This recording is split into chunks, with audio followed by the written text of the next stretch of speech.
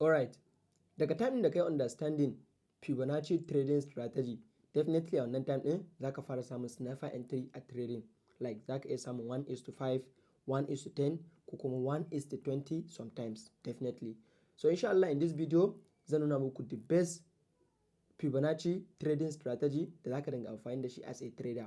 Kuma like wannan strategy ne wanda like bayi da wani wahala, zaka dinga using da shi a Fibonacci, sannan still kuma zaka dinga making profit. So amma ka kumanta ku danna mun subscribe, sannan ku danna mun like a wannan bidiyon.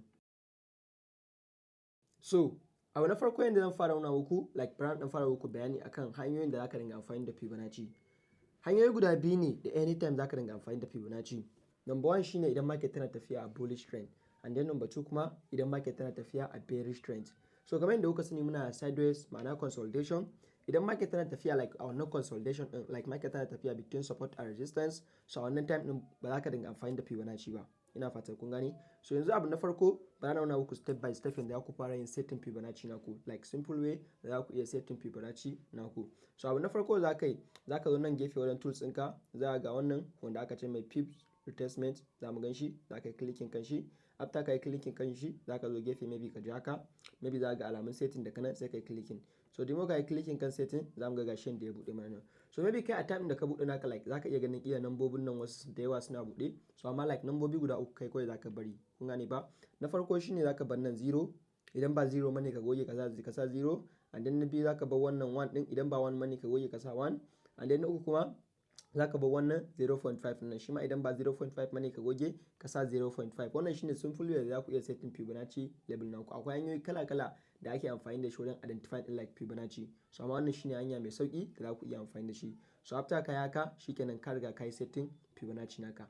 Kamar yadda na gaya muku, like ana using da Fibonacci ne maybe a hanya guda biyu kawai, maybe idan market tana tafiya a bullish trend ko kuma idan market tana tafiya a bearish trend, kun gane ba? So yanzu bara na dan book like wani explanation. So yanzu for example mu dauka yanzu like maybe ka tashi kaga market let's say tana tafiya a bullish trend.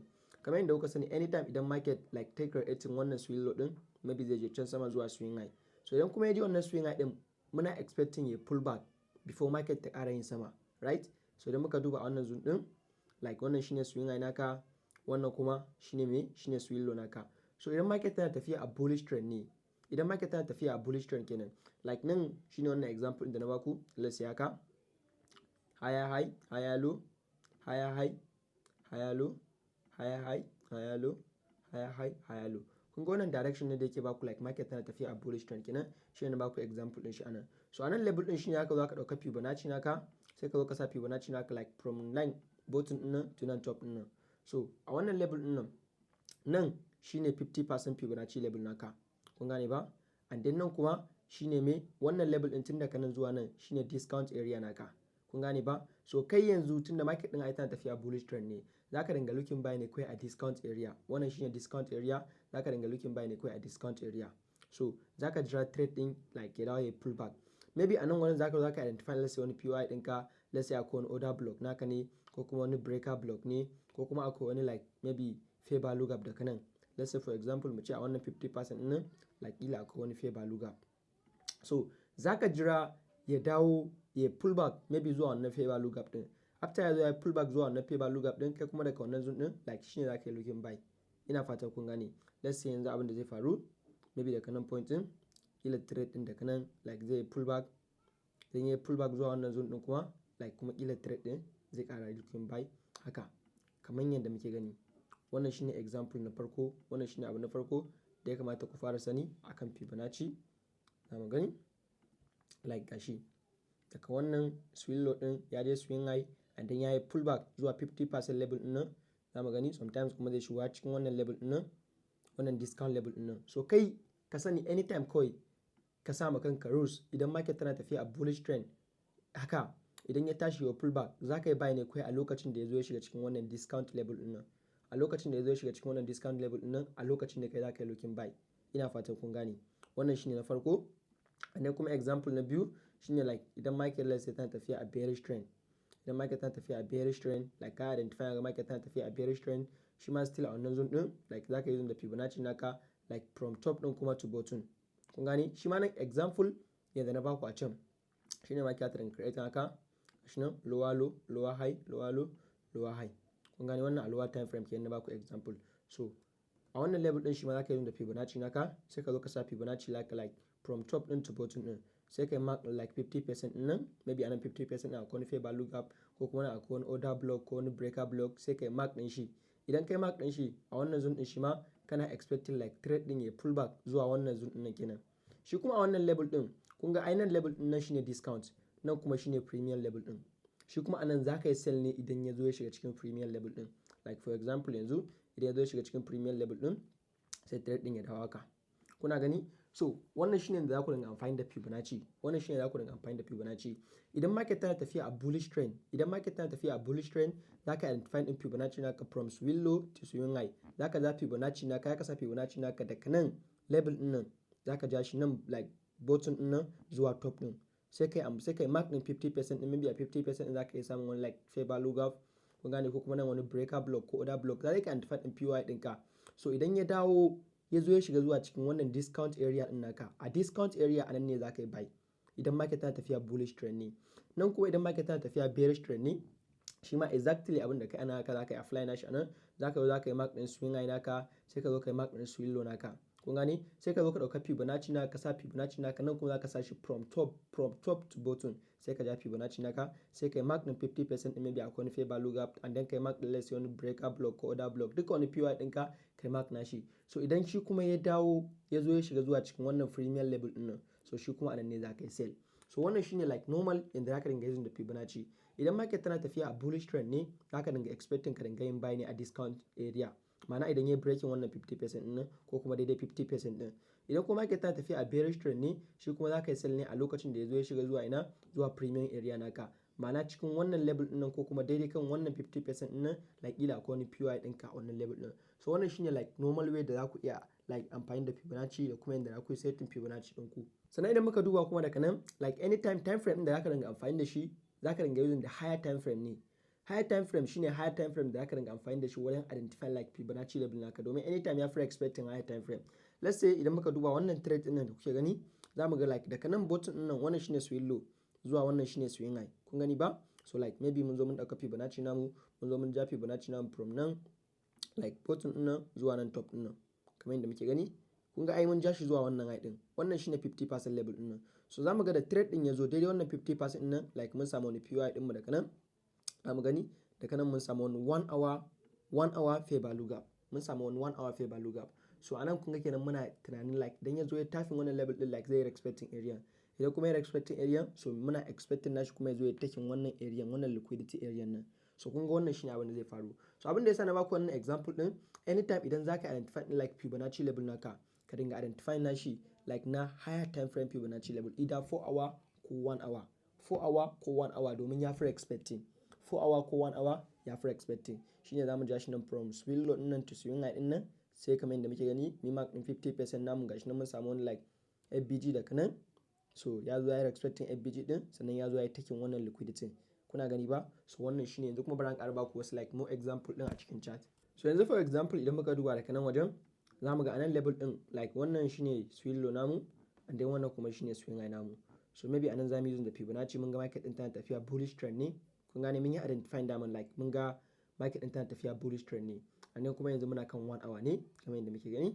So 1 hour shi ma higher time frame ne. So zamu zo mu dauka Fibonacci namu, let's say from nan bottom din nan to nan top din nan. So amma sai ka tabbatar nan ya to yayi fullback ne. Ta yana zaka tabbatar yayi fullback? Na muku bayani akan fullback, like zai take liquidity wannan candle and then ya closing the body, sannan zai baka dan wani aggressive move, kun gane. So na muku bayani akan fullback, maybe za ku iya zuwa ku je ku duba a previous video na wanda nayi, za ku gani video akan like valid fullback da kuma invalid fullback. So ka tabbatar kai identify like valid fullback anan, to wannan valid fullback ne shine like zai tabbatar maka da cewa yes wannan level din ya zo, kun gane. So for example yanzu mu gashi nan, yanzu muna expecting buy ne tunda market din bullish direction take yi. So wannan level din zamu ga 50% namu nan. So amma 50% din zamu ga like babu wani POI, like ba wani fair value gap a 50% din. So amma idan muka duba da kanan zone din nan, like from wannan candle din nan to wannan candle din nan, zamu ga anan like mun sama, zamu ga like mun samu wani fair value gap. So wannan fair value gap din da muka samu anan ne like zamu expecting mi buy, zamu expecting ya dawo zuwa wannan level din namu. Kun ga wannan shine discount level namu, wannan shine discount level namu. Kamar yadda na ga muku, idan market tana tafiya bullish trend ne, zaka dinga expecting kai buy ne a discount area. So wannan shine discount area namu complete, kun gane ba. So yanzu aka jira ya dawo ya tafin wannan level din, yanzu nan muna kan 1 hour time frame ne. Idan muka duba like za mu dan jira.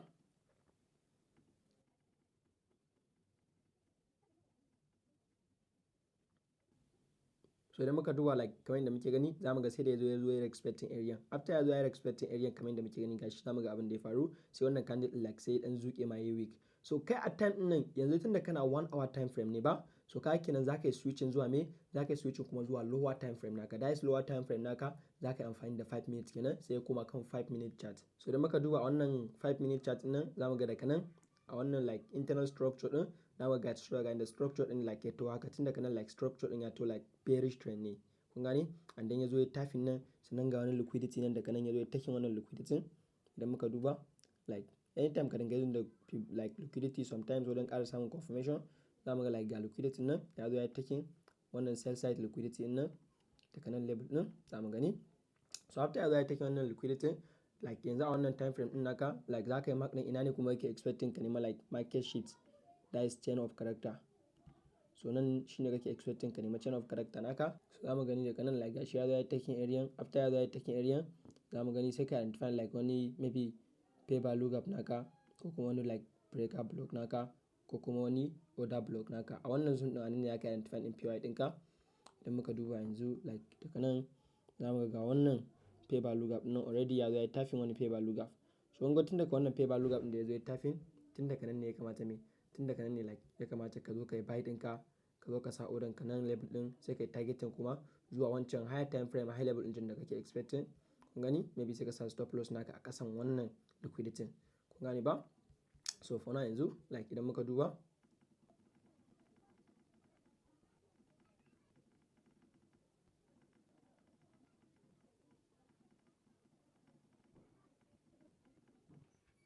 like kamar yadda kuke gani, za mu ga inda trade din ya zo, za mu ga ya kawo TP. Ina fata kun gane.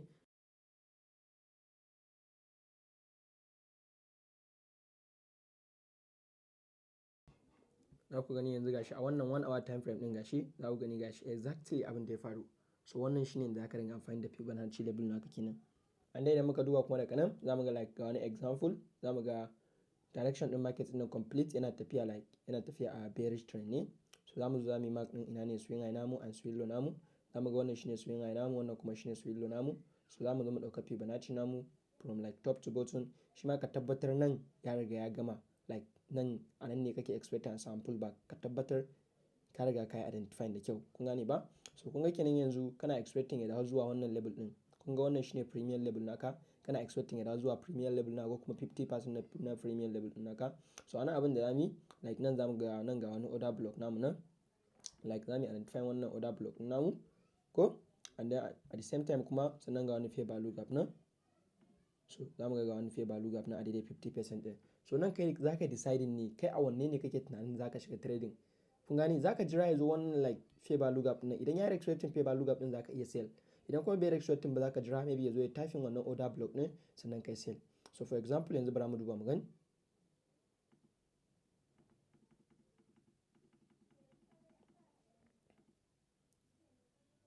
So za mu gani da kanan like kun gani ga yanda trade din yi, kun ga da ya zo bai respecting wannan fair value gap din ba, sai da ya je sama wannan like order block din nan. So amma still yana daidai wannan level din namu. So yanzu ba wai yana tafin wannan level din bane, yanzu tunda kana kan 1 hour time frame ne, ba wai yana tafin nan bane zaka yi sell, no, zaka jira confirmation. A inda zaka samu confirmation naka shine zaka yi switching zuwa 5 minute time frame.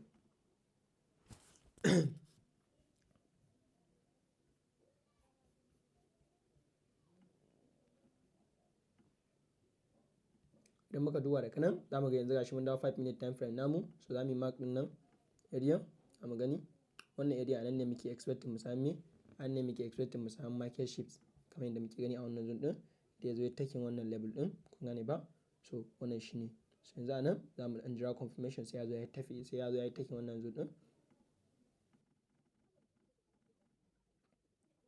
So kamar yadda kuke gani za mu ga shi like ya zo ya taking low din. After ya zo ya taking low din kuma za mu ga like gashi ya min wani offering like order block da fair value gap.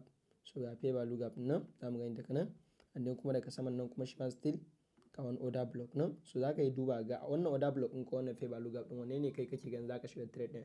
So for example tunda na kana neman sniper entry ne, maybe a ce za ka shiga wannan level din nan. So like za ka yi targeting like maybe zuwa low din, tunda dukkanin market ɗin ta ta bullish trend a wannan internal structure, yanzu kana expecting kuma ta dawo like bearish trend shi ma a still internal structure. So kila za ka iya targeting zuwa wannan zone nan, ko kuma kai targeting wannan, ko kuma wannan kai ne za ka yi deciding wani liquidity ne za ka yi targeting, wannan based on fashion naka ne a market, like yanda kai haƙuri, idan kaga za ka iya haƙuri to. So idan muka duba daga nan stop loss naka tabbatar yana sama, saboda me, saboda anan level din akwai liquidity, ka tabbatar stop loss naka yana saman wannan liquidity kamar yadda muke gani. Zamu ga anan level din akwai liquidity, so stop loss naka tabbatar yana saman wannan liquidity kamar yadda muke gani. So idan muka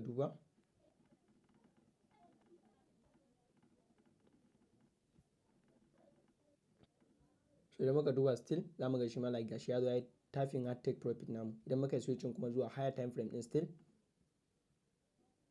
so za mu gani gashi a higher time frame din ga yanda trade din ya zo, like ya zo ya tapping har zuwa wannan higher time frame level din namu kamar yadda muke gani. So wannan shine kamar yadda kuke gani. So ina fata kun yi understanding wannan bidiyon. Kar ku manta ku danna mun subscribe and then ku danna mun like wannan bidiyon. Duk wani wanda yake so ya shiga 101 mentorship nawa, like zai iya duba kasan wannan bidiyon description akwai link, za ka yi clicking and then za ka mun DM. Peace out.